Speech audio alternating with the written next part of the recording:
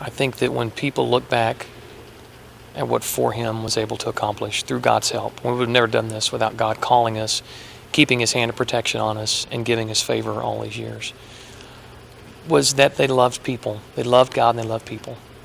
And that we did this not because we knew we would be a success at it or because our music would live forever, but because we really cared about God and what God wanted for His people. We just wanted to be faithful. And I hope that when people look back at the ministry For Him, that they can say those are 4 faithful guys, did everything they were asked to do, never got the big head, never acted like they were stars, but they were willing to go to anywhere God called them to go. I really think that we took that course and we finished it. And we finished it on an up note. We finished it on purpose. We finished it with purpose.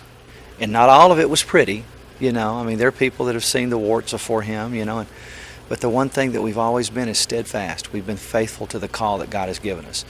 Before we all started going our own ways at different times, I think it was fitting to end it as we began with the 4 of us. And I think the one thing that helped us do that, obviously, was we were doing it for a common cause, and that was to spread the gospel and to let people know about the hope that can be found in Christ.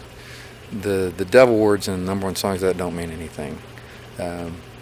What has eternal value.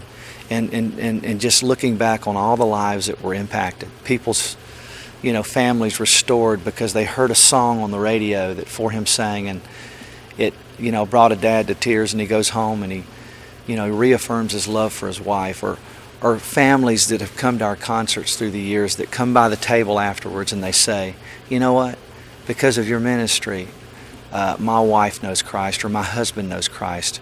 That's what I want to be remembered for. The message that we gave, the altar calls that were given, those things. But I think that if we were found faithful to the calling and did everything that God called us to do, then we can't ask for any more.